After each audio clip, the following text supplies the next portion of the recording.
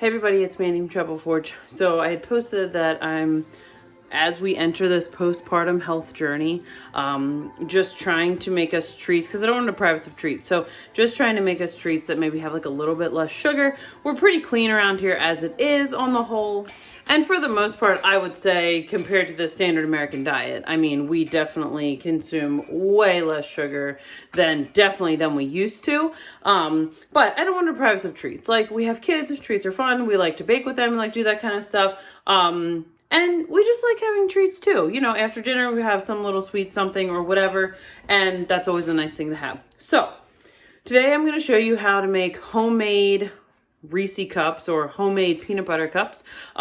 They're so simple. They're 5 ingredients. And as we go through this, I kind of talk you through like some swaps you can do, especially if your family has like specific needs or you have different tastes or whatever. All right. So like I said, don't really need that many ingredients. So we have oats, rolled oats, some coconut oil, peanut butter. This is like my new favorite peanut butter. So typically we do sun butter, or whatever kind of butter doesn't have like hydrogenated oil in it. I've made it in the past. Sometimes I feel like it's not always as cost effective to make it yourself, depending on where you can source certain things. This is actually made an hour from us, which is crazy. It's called Zimmerman's. I don't know if you can get it like outside of our area. I'm not really sure. But it literally is just peanuts and salt. So I actually first learned about that from Ruth Ann Zimmerman, actually. She actually grew up like 45 minutes from where we came from. So maybe like 2 hours from where we are now. And obviously like I follow her on YouTube and she was talking about this, and it's pretty reasonable. It's about $20 for that container, which I feel like is pretty reasonable compared to like crap peanut butter, like you get at Sam's Club or whatever.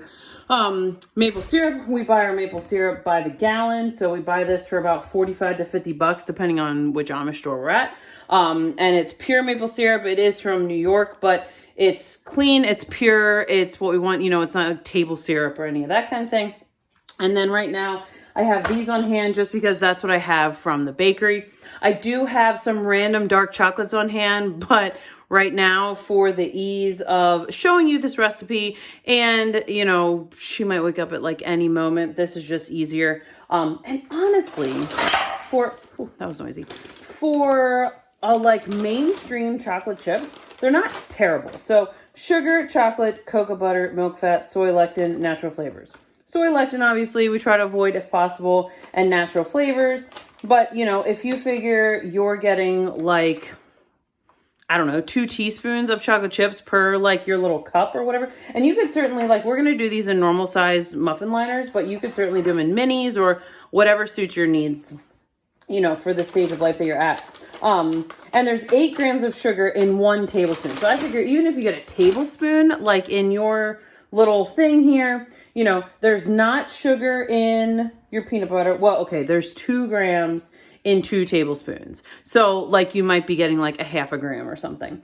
None in your oats, none in your coconut oil. And then there would be a little bit of from the maple syrup, but there's such a small amount of maple syrup in the whole recipe. Like I'm going to guess on the high side, you might be at like 9 grams of sugar for like a pretty good size, you know, like a muffin liner's worth, which I feel like is pretty darn good for a treat. Like if you look at some other stuff, sometimes I'm just baffled by the amount of sugar in certain things. Like we used to drink turkey heel tea, and if you're from Pennsylvania, anywhere near Lancaster, I think it's probably in other states too, it's like 25, don't mind my like completely disheveled baby wrap look here.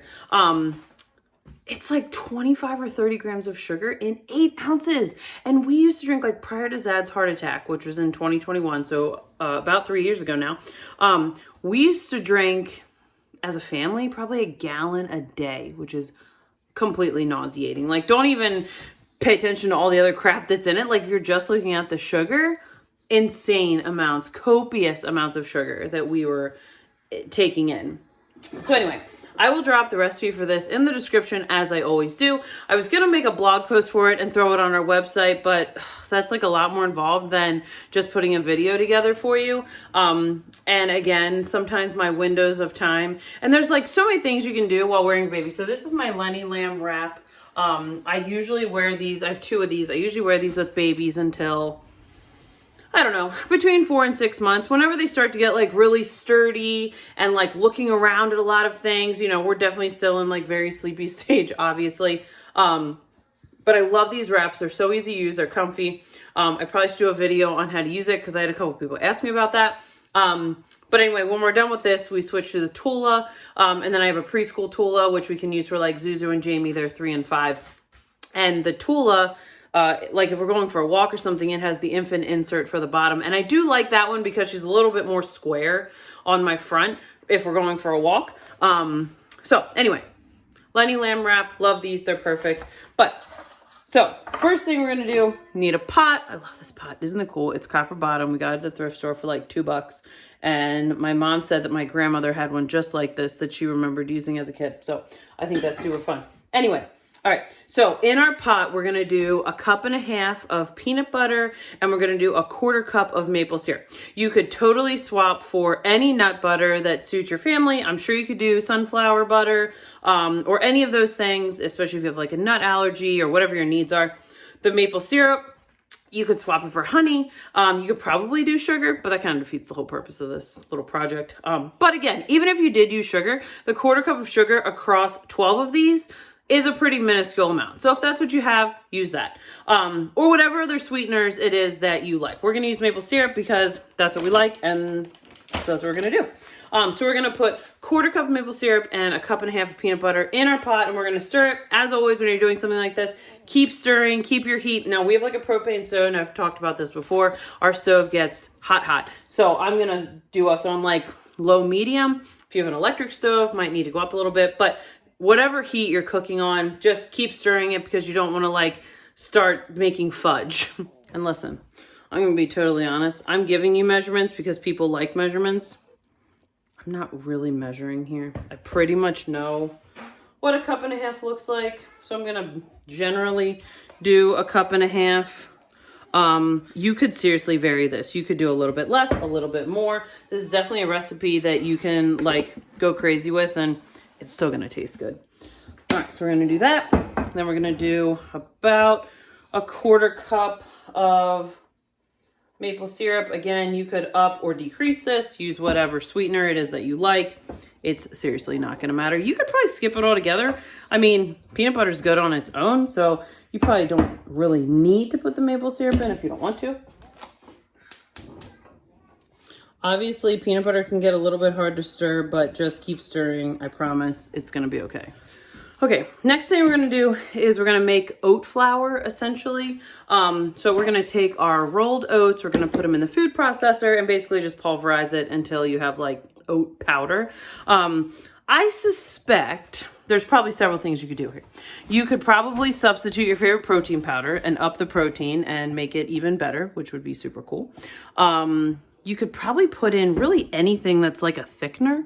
I really don't think it would matter. All right, and we're gonna do 1 cup of oats. Again, if you do something besides oats, you might just wanna play around with the measurements a little bit just until you get the texture.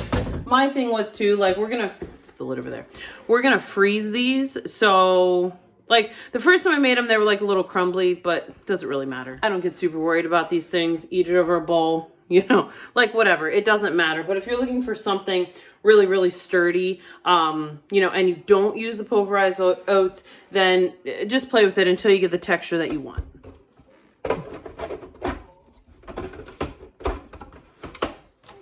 This is always a game. Like, can we get it on the right way? Probably not.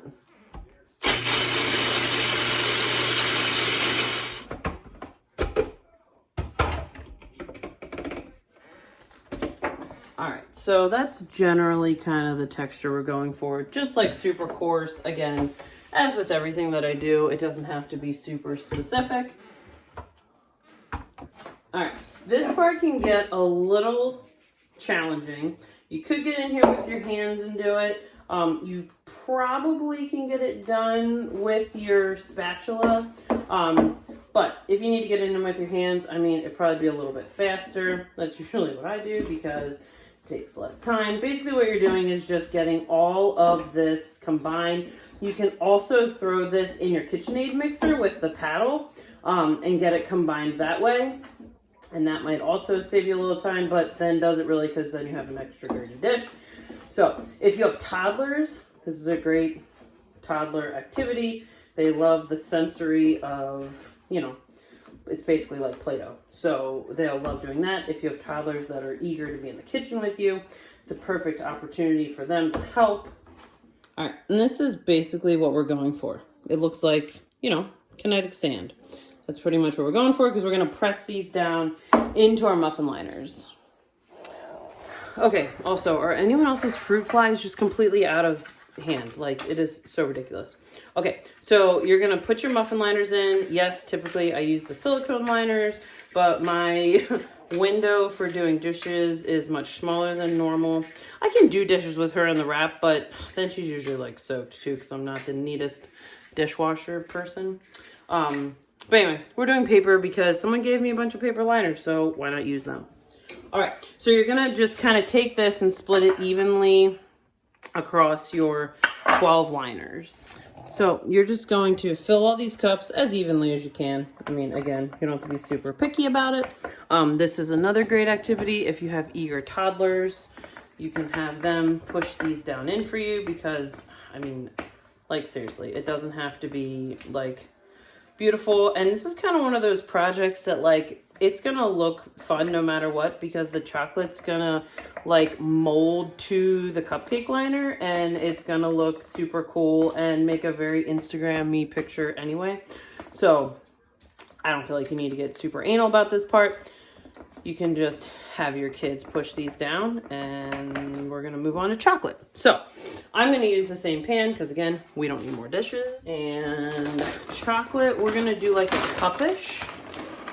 So that's about a cup-ish. You can measure if you want to measure. I measure when it matters, and right now it doesn't matter. All right. And then you're going to do like a teaspoon of coconut oil. This is probably optional. It does make it a little more glossy. It gives you some, like, you know, healthy fats. So you can skip that or not. You could use a different kind of oil. That's totally up to you. You could also, where's my spatula? You could also, and if you're gonna not do this in a double boiler, which you probably should if you're being like super technical, I just do it in this and just keep stirring it. And also the coconut oil does make it like a little smoother probably. So anyway, you could totally substitute this, like I said, for dark chocolate or like whatever it is. If you like, if you're gonna make like a Christmas treat and you wanna do peanut butter chips or butterscotch chips or whatever it is that you like. Like I said, we're trying to keep this as clean as possible. So if I was going super clean, I'd go pull out like the dark chocolate bars that are literally just dark chocolate. But this is super quick and easy right now. And it's not that dirty of an ingredient. So this is what we're gonna roll with for today. But you do whatever you need to do that is well with your soul in your season of life. So we're just gonna get this super smooth, or as smooth as possible. Again, this is not like, well, at least for my kids, they don't care. So this is not an exact science. If I was making these like to sell to the public, of course we would be doing the exact measurements and making everything just so and smooth and pretty and whatever. But for my kids, I can guarantee you that they don't care. They're gonna taste good no matter what. So we're gonna get all that done. And then, all right, so then this part, so these are all nice and pressed down. You're just gonna kind of scrape all this here and then just divide it as evenly as you can across the tops. You can do more or less chocolate. You know, like I said, you could probably make this as healthy, unhealthy as you want. We were going for like a lower sugar type snack. So we just did enough chocolate across to make like a nice little layer, give everybody a little treat. So however you want to do that is fine. All right, so then you just take a spoon or whatever. This is still, or should be still, super warm, super easy to kind of spread across. If you press these in really well, then you probably won't get too much in your chocolate topping. But if you do, I mean, whatever, it doesn't really matter. Try to push it out to the sides as best you can. This sort of depends on how much chocolate you want to use too. So like if you use more coconut oil, it might get a little thinner. You could spread it a little more. If you're not super worried about the amount of chocolate on top, then you could use a little bit more so it's thicker. You know, again, this is, dude, you see these fruit flies? Like, this is, maybe you can't see them on camera. They're so out of control. It's so annoying. All right. So, these are pretty enough. All right. So, we have our little, yes, I know they are super messy. And again, if you followed me for a long time, you know that, why does it matter? Like, it seriously doesn't matter. We're just here to make like a yummy treat that isn't going to, you know, blow our blood sugar. So basically what we're going to do is we're going to put these in the freezer. I would say probably, I drop them in the deep freezer because I feel like they go a little quicker. If you make them like midday and you want them for after dinner, put them in whatever freezer, it doesn't matter. They'd probably get cold in the fridge eventually too, or solidify in the fridge. But what they're going to look like when they're done, like this, these are the ones that I made yesterday. So they're going to come out in their little cups, and when you undo them, they're going to look like a delicious, yummy, you see what I'm talking about? Like, this is so pretty. I love this. They're going to look like a delicious, yummy Reese cup that doesn't have a bunch of, you know, garbage and, I don't know, is there high fructose corn syrup in Reese cups? I don't even know. We don't buy Reese cups. So that is how you make delicious peanut butter cups. If you have any questions, as always, let me know. We'll see you guys next time.